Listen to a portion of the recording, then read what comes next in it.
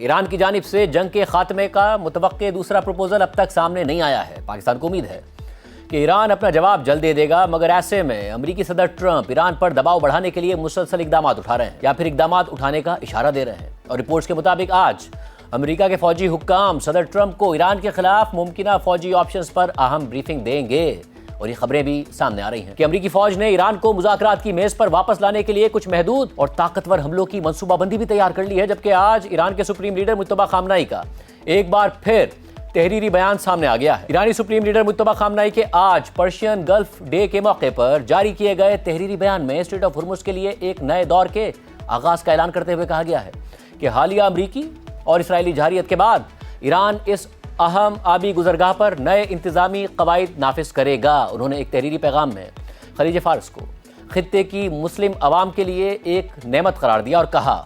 کہ یہ سمندر اور اسٹریٹ آف ہرمز ہماری شناخت اور تہذیب کا حصہ رہے ہیں۔ اس اسٹریٹجک اثاثے نے ماضی میں بہت سے شیطانوں کے لالچ کو ابھارا ہے، اور اس کی تازہ مثال عظیم شیطان کی حالیہ غنڈہ گردی ہے۔ آج عالمی غنڈوں کی جانب سے خطے میں جارحیت اور امریکہ کی ذلت آمیز شکست کے بعد خلیج فارس اور اسٹریٹ آف ہرمز کے لیے ایک نیا باب کھل رہا ہے۔ مجتبی خامنہ ای کے بیان میں مزید لکھا ہے کہ خطے میں امریکیوں کی موجودگی اور ان کے اڈے ہی عدم تحفظ کی سب سے بڑی وجہ ہے۔ امریکہ کے کھوکھلے اڈے جو خود اپنی حفاظت کی صلاحیت بھی نہیں رکھتے، تو وہ اپنے علاقائی اتحادیوں کی حفاظت کیسے کر سکتے ہیں؟ خلیج فارس کا مستقبل امریکہ کے بغیر روشن ہوگا۔ وہ غیر ملکی جو ہزاروں کلومیٹر دور سے لالچ میں یہاں آ کر مظالم کرتے ہیں، ان کا مقام سمندر کی تہہ میں ہے۔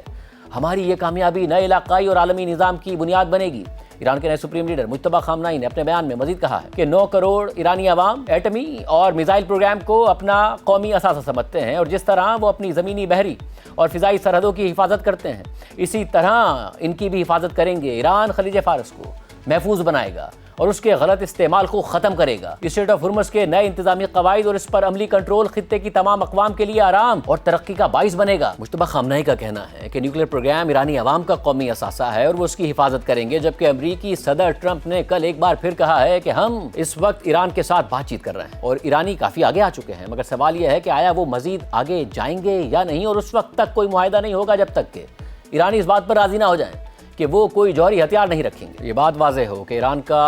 ایک عرصے سے یہ کہنا ہے کہ اس کا نیوکلیئر پروگرام صرف سویلین مقاصد کے لیے ہے اور وہ اس کا حق رکھتا ہے۔